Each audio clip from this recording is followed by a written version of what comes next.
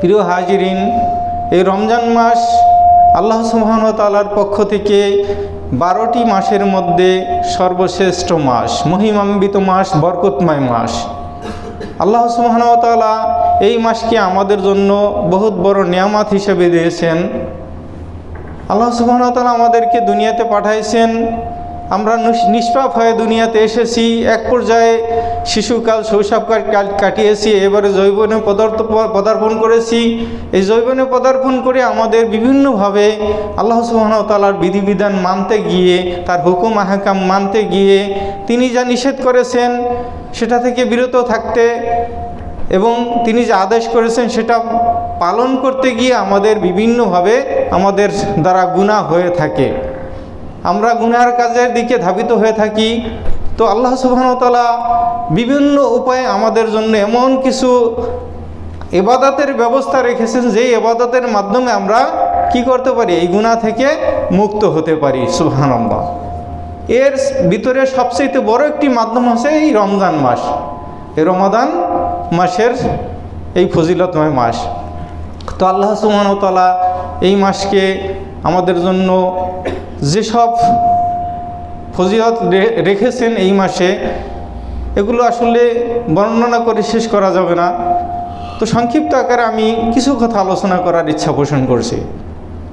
তো আমরা প্রথমেই জেনে নেব যে আমরা যে সিয়াম পালন করি, আল্লাহ সুবহানাহু ওয়া তাআলা আমাদের উপর সিয়ামকে কি করেছেন, ফরজ করেছেন। সিয়ামকে আমাদের জন্য আল্লাহ কি করেছেন, ফরজ করেছেন। আল্লাহ সুবহানাহু ওয়া তাআলা সূরা আল ইমরানের 185 নম্বর আয়াতে বলেছেন, শাহরু রমাদান আল্লাযী উনজিলা ফীহিল কুরআন হুদাল লিন-নাসি ওয়া বায়্যিনাতিম মিনাল হুদা ওয়াল ফুরকান। আমি এই রমজান মাসে কুরআনুল কারীমকে নাজিল করেছি এবং সত্য মিথ্যার পার্থক্যকারী হিসাবে, হেদায়েতের দিক নির্দেশনাকারী হিসাবে এই কোরআন আমি নাজিল করেছি। রমজান মাসে আল্লাহ সুবহানাহু ওয়া তাআলা আমাদের জন্য কোরআনকে নাজিল করেছেন। তো এই কোরআনের মাস বলেই রমজান মাস এত শ্রেষ্ঠ, এত মহিমান্বিত। কারণ আল্লাহ সুবহানাহু ওয়া তাআলা এই মাসে কী করেছেন, কোরআন নাজিল করেছেন। এরপরে এই কোরআনের জন্য আল্লাহ সুবহানাহু ওয়া তাআলা আমাদেরকে এই সিয়াম রাখার নির্দেশ দিয়েছেন। কেননা এরপরে আল্লাহ সুবহানাহু ওয়া তাআলা বলছেন, ফামান শাহিদা মিনকুমুশ শাহরা ফালিয়াসুম। তোমাদের মাঝে যে কেউ এই মাসটি পেয়ে গেল সেজন্য সিয়াম রেখে নেয়, সেজন্য কি করে, রোজা রেখে নেয়। তো আল্লাহ সুবহানাহু ওয়া তাআলা আমাদেরকে নির্দেশ দিয়েছেন সিয়াম রাখার জন্য। এরপর আল্লাহ সুবহানাহু ওয়া তাআলা বলছেন, ইউরিদুল্লাহু বিকুমুল ইউসরা ওয়া লা ইউরিদু বিকুমুল উসরা ওয়া লিতুকমিলুল ইদ্দাতা ওয়া লিতুকাব্বিরুল্লাহা আলা মা হাদাকুম ওয়া লাআল্লাকুম তাশকুরুন। এরপরে আল্লাহ সুবহানাহু ওয়া তাআলা বলেন যে আমি চাই, আমি তোমাদের জন্য কঠিন করতে চাই না, আমি তোমাদের জন্য সহজ করতে চাই। তো আল্লাহ সুবহানাহু ওয়া তাআলা আমাদের জন্য এই রমজান মাসের 1 মাস সিয়াম আমাদের জন্য ফরজ করেছেন, ঠিকই আল্লাহ আমাদের জন্য সহজ করে দিয়েছেন। আমরা দেখব যে আপনি অন্য একটা মাসে, বিশেষ করে শাবান মাসে বা রজব মাসে, আমরা মুহররম মাসে বিভিন্নভাবে আমরা 1টা 2টা 3টা রোজা থাকি না, বিভিন্ন সুন্নার রোজা। আপনি ওই 1টা 2টা রোজা আপনি থাইকা দেখেন যে আপনার কাছে কতটা কষ্ট মনে হবে। আর এই রমজান মাসের একটা পুরা মাস আপনি সিয়াম রাখবেন, দেখবেন যে ওই 3টা রোজার সমপরিমাণ কষ্ট আপনার হবে না, মনে হবে না। সুবহানাল্লাহ। এটাই একটা বিশেষ নিয়ামত। আল্লাহ সুবহানাহু ওয়া তাআলা আমাদেরকে কীভাবে এই নিয়ামত দিয়ে রেখেছেন আমরা কল্পনাও করতে পারবো না। সুবহানাল্লাহ। তো এই জন্য আমরা এই মাসটি যখন পেয়েছি, আমরা সকলেই সিয়াম রাখবো ইনশাআল্লাহ। কেউ সিয়াম থেকে বিরত থাকবো না। আল্লাহ সবাইকে তৌফিক দান করুক। যে হালাতে থাকি, যে কর্মে ব্যস্ত থাকি, ইনশাআল্লাহ আমরা সিয়াম পালন করব। আল্লাহ সুবহানাহু ওয়া তাআলা আমাদের জন্য দেখবেন সহজ করে দিবে, আল্লাহর ওয়াদা।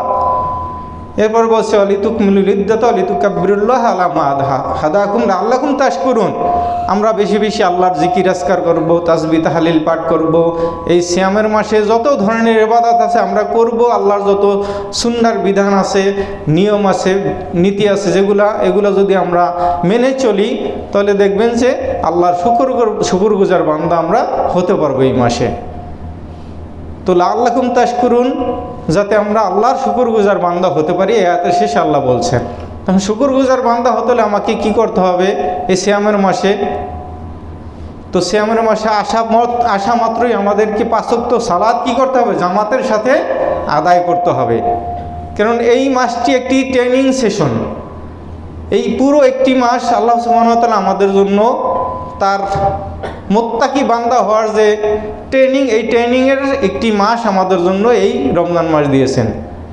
কেননা যে আয়াতটি দিয়ে আল্লাহ সুবহানাহু ওয়া তাআলা আমাদের উপর সিয়ামকে ফরজ করেছেন, সেই আয়াতে আল্লাহ সুবহানাহু ওয়া তাআলা বলেছেন, ইয়া আইয়ুহাল্লাযীনা আমানু কুতিবা আলাইকুমুস সিয়াম কামা কুতিবা আলাল্লাযীনা মিন ক্বাবলিকুম লাআল্লাকুম তাত্তাকুন। এই লাআল্লাকুম তাত্তাকুন, হে ইমানদাররা, তোমাদের জন্য আমি সিয়ামকে ফরজ করেছি যেমনইভাবে ফরজ করেছি তোমাদের পূর্ববর্তী বান্দাদের প্রতি। আমাদের পূর্ববর্তী জাতির প্রতি যেভাবে ফরজ করা হয়েছিল, ঠিক তেমনিভাবে আমাদের উপরও এই সিয়ামকে ফরজ করা হয়েছে। লাআল্লাকুম তাত্তাকুন, যাতে আমরা তাকওয়াবান হতে পারি। তো সিয়ামের মূল উদ্দেশ্য হচ্ছে তাকওয়াবান হওয়া। আমরা এই সিয়ামের মাধ্যমে তাকওয়া অর্জন করব, এটাই সিয়ামের মূল উদ্দেশ্য। আল্লাহ সুবহানাহু ওয়া তাআলা চান যেন আমরা তাকওয়ার গুণে গুণান্বিত হই। এই সিয়ামের পুরা মাসটি আমরা যেন সিয়াম রেখে আল্লাহর সুবহানাহু ওয়া তাআলার যে সন্তুষ্টি অর্জন করতে পারি, তাকওয়া অবলম্বন করতে পারি, সেই ট্রেনিং আল্লাহ সুবহানাহু ওয়া তাআলা দেওয়ার জন্য এই সিয়ামের ব্যবস্থা আমাদের জন্য করেছেন। এটা আল্লাহ সুবহানাহু ওয়া তাআলার ঘোষণা। তো আমরা কিভাবে তাকওয়া অবলম্বন করব? তাকওয়া বলতে কি বুঝি? তাকওয়া বলতে আমরা এতটুকু বুঝবো সাধারণভাবেই যে আল্লাহ সুবহানাহু ওয়া তাআলা আমাদেরকে যা করতে আদেশ করেছেন, আমাদেরকে যা করতে আদেশ দিয়েছেন সেটা আমরা করব, আর যা করতে নিষেধ করেছেন, যেটা করতে আমাদেরকে বারণ করেছেন, সেটা আমরা বিরত থাকব। তা আল্লাহ সূরা হাশরের 7 নম্বর আয়াতে আল্লাহ সুবহানাহু ওয়া তাআলা জানিয়েছেন, ওমা আতাকুমুর রাসূলু ফাখুযুহু ওমা নাহাকুম আনহু ফান্তাহু। তোমাদের রাসূল যেটা দিয়েছে সেটা তোমরা গ্রহণ করো, এবং যেটা থেকে তোমাদেরকে নিষেধ করে সেটা তোমরা বর্জন করো। তো এই বিধিবিধান সম্পর্কে কোরআনের যত বিধিবিধান, এগুলো রাসূল সাল্লাল্লাহু আলাইহি ওয়াসাল্লাম আমাদেরকে পরিপূর্ণভাবে দিয়ে গেছেন কিনা? পরিপূর্ণভাবে দিয়ে গেছেন। তো এটা যদি আমরা জানি যে কোনটা আল্লাহ করতে বলছেন, কোনটা আল্লাহ নিষেধ করছেন, এগুলো জেনে যদি আমরা চলতে পারি, তাহলে আমরা তাকওয়াবান হতে পারবো। একদিন ওমর ফারুক রাদিয়াল্লাহু তাআলা আনহু তিনি এক সাহাবাকে জিজ্ঞাসা করলেন, আবু আশারি রাদিয়াল্লাহু তাআলা আনহু সম্ভবত, তো জিজ্ঞাসা করলেন যে তাকওয়া বলতে কি বোঝায়, তাকওয়া কি?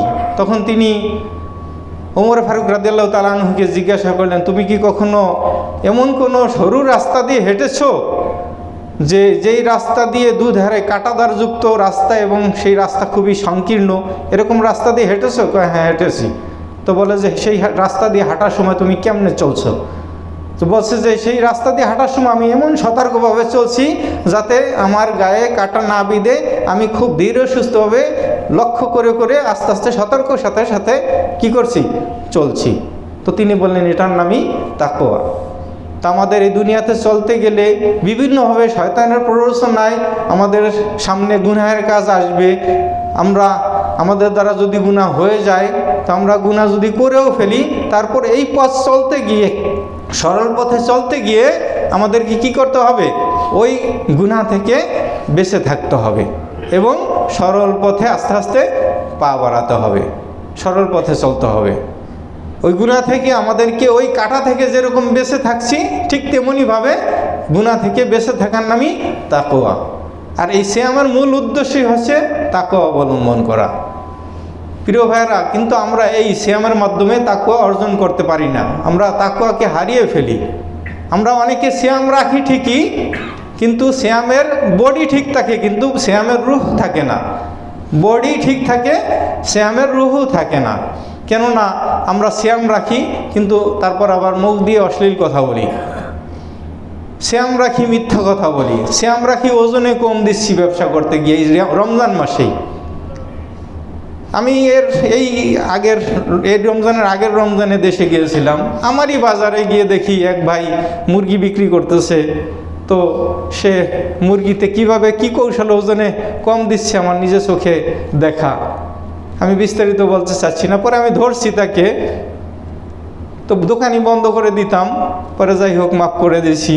তো দেখেন, রমজানের মাস, সেই ব্যক্তি কিন্তু রোজাদার মুসলিম, অথচ কোন কৌশলে সে এমন একটা কৌশলে কম দিচ্ছে যে আমি কল্পনাও করতে পারি না। আমরা কাস্টমারে ধরতেও পারতেছে না। তো আমরা কি রোজাদার আর কি মুসলিম? তো এইভাবে আমরা সিয়ামের যে মূল উদ্দেশ্য সেটা কিন্তু হারিয়ে ফেলি। কেউ ওজনে কম দিয়ে, কেউ সুদ খেয়ে, কেউ ঘুষ খেয়ে। এই রমজান মাসে বিভিন্ন পাপে পড়ে, গুনাহের কাজ করে আমরা তাকওয়াকে হারিয়ে ফেলি। এই জন্য আল্লাহ রাসূল সাল্লাল্লাহু আলাইহি ওয়াসাল্লাম বলছেন, মান লাম ইয়াদা আকাওলা যুরি ওয়ালা আমালা বিহি ফালাইসা লিল্লাহি হাজাতুন ফি আইয়াদা তাআমাহু ওয়া শারাবাহু। মান লাম ইয়াদা আকাওলা যুর, যে ব্যক্তি সিয়াম রাখলো এবং অসৎ কাজ এবং গর্হিত কথা থেকে নিজেকে বিরত রাখলো না, তার সিয়ামের দ্বারা আল্লাহ সুবহানাহু ওয়া তাআলার কাছে কি হবে না? কোনোই ফজিলত হবে না। আল্লাহ সুবহানাহু ওয়া তাআলার কাছে কি হবে না? সেই সিয়ামের কোনো মূল্য হবে না। আইয়াদা তাআমাহু ওয়া শারাবাহু, শুধু পেটের ক্ষুধা উপভোগ করা ছাড়া তিনি আর কিছুই পাবেন না। শুধু আমি পেটের ক্ষুধা অনুভব করব, এতটুকুই আমার সারাদিনে উপলব্ধি হবে, এর বাইরে আমরা কিছুই পাবো না। যদি আমরা অন্যায় কাজ এবং গর্হিত কথা, খারাপ কথা, মানুষের নিন্দা করা, যত ধরনের গুনাহের কাজ আছে, এগুলো যদি আমরা চলমান রাখি আর সিয়ামও রাখি, তাহলে এই সিয়াম দ্বারা আমাদের কোনো উপকারে আসবে না। রাসূল সাল্লাল্লাহু আলাইহি ওয়াসাল্লাম সুস্পষ্ট জানিয়ে দিয়েছেন। দেখেন, সিয়াম এমন একটা ইবাদত, আল্লাহ রাসূল সাল্লাল্লাহু আলাইহি ওয়াসাল্লাম বলছেন, সিয়ামু জুন্নাহ। সিয়াম হচ্ছে কি? ঢাল স্বরূপ। আপনাকে আমাকে গুনাহ থেকে যে ফিরাইবে, এটা ঢাল। আমরা প্রতিপক্ষের সাথে যদি যখন মারামারিতে লিপ্ত হই, তো আমরা ঢাল ব্যবহার করি না নিজেকে আত্মরক্ষা করার জন্য? সিয়াম হচ্ছে আমাদের গুনাহ রক্ষা করার, গুনাহ থেকে বাঁচার জন্য একটি ঢাল। এরপর বলছেন, ফালা ইয়ারফুস ওয়ালা ইয়াজহাল, তোমরা গর্হিত কথা বলবে না এবং মানুষের সাথে হানাহানিতে লিপ্ত হবে না। তো এরপরে বলছে, ওয়াইনিমরুন, তোমরা তোমাদের সাথে আওকাতালাহু ওসামাতাহু, কেউ যদি মারামারি করতে আসে বা কেউ তোমাদের সাথে ঝগড়ায় লিপ্ত হতে আসে, তাহলে খালিয়াকুল ইন্নি সাইমুন মারাতাইন, তবে তুমি বলে দাও যে আমি সাইম, আমি রোজাদার, এই কথাটি 2 বার বলে দাও, তাহলে দেখবা যে সে নিবৃত্ত হয়ে গেছে রাসূলের কথা। তো আমাদের সাথে যদি কেউ ঝগড়ায় লিপ্ত আসে, আমরা যেন বলে দেই ইন্নি সাইমুন, আমি রোজাদার, তখন দেখবেন যে সে অবশ্যই কি করবে? আপনার থেকে সরে যাবে, কারণ সে আল্লাহকে ভয় করে হলেও সরে যাবে। এরপর আল্লাহ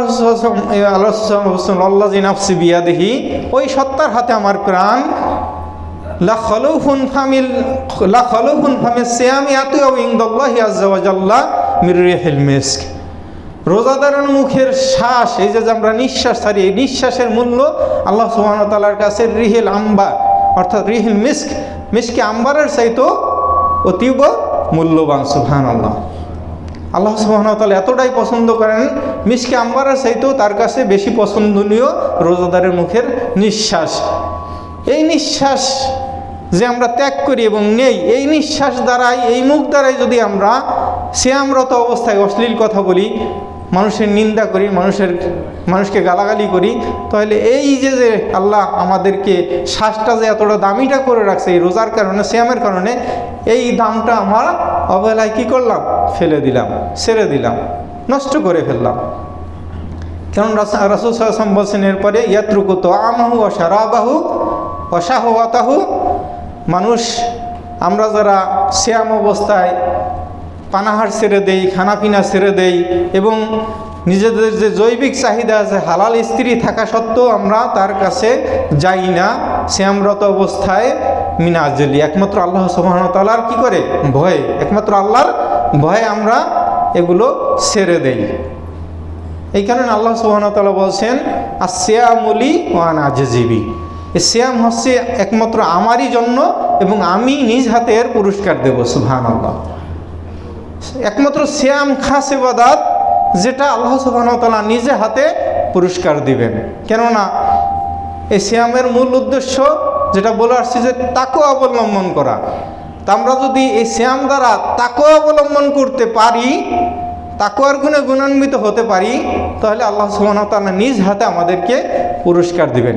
কারণ আল্লাহর কাছে সবচেয়ে প্রিয় ওই বান্দা, ইন্না আকরামাকুম ইনদাল্লাহি আতকাকুম, সবচেয়ে তাকওয়াবান লোকই আল্লাহর কাছে সবচাইতে প্রিয়। সুবহানাল্লাহ, এই জন্য আমরা আল্লাহর যে বিধিবিধান মেনে চলবো, এই শিক্ষাই সিয়াম আমাদেরকে দেয়।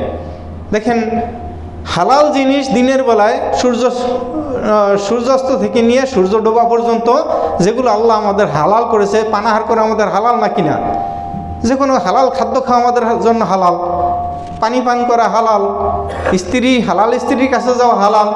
এই যে হালাল জিনিস থেকে আমরা দিনের বেলা আল্লাহর হুকুম মানতে গিয়ে ফিরে থাকি কিনা? ফিরে থাকি। রাতের বেলা আমরা আবার যা খুশি চাই খাইতে পারি, সব কিছু আল্লাহ অনুমতি দিয়েছেন। এই যে আল্লাহর বিধান মানতে গিয়ে আমরা হালাল থেকে বিরত থাকি, অথচ আমরা এই সিয়াম রাখা অবস্থায় আবার হারাম কাজগুলো করতেছি, তাহলে আমাদের চিন্তা চেতনা কোথায়? প্রিয় ভাই, এই উপলব্ধিটা আমাদের ভিতরে আনতে হবে।